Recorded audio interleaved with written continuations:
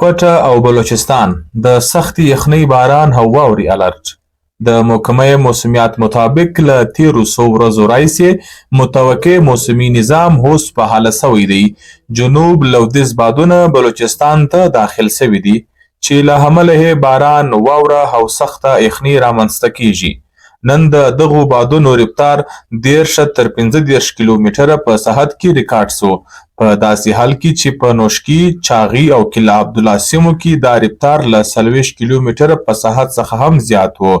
د افغانستان له اړوندو سیمو لکه کندهار، هلمند، زابل او فراه څخه هم د باران د پیل راپورونه ترلاسه شوي دي. په کوټه کې تمه ده چې نن شپه شاوخوا د 11 بجو څخه نرم باران پیل شي چې د نیمې شپې وروسته به شدت ومومي. د سهار په وخت کې د واورې ورېدو امکان شته چې په وقفه ډول تر زوال وروسته پورې دوام کولی شي. د پنجشنبې او جمعې په ورځو کې د سختې یخنۍ څپه متوقع ده چې له امله یې په کوټه کې د درجه حرارت تر -10 درجې پورې ټیټېدلی شي او د ورځې پر مهال به هم درجه حرارت منفي حدونو کې پاتې شي.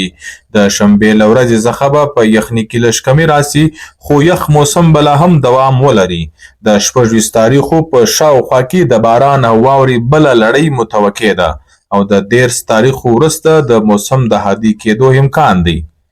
له ولس څخه غوښتنه کیږي چې د سختې یخنۍ له امله احتیاطي تدابیر خپل کړي او له غیر ضروري سفر څخه ډډه وکړي.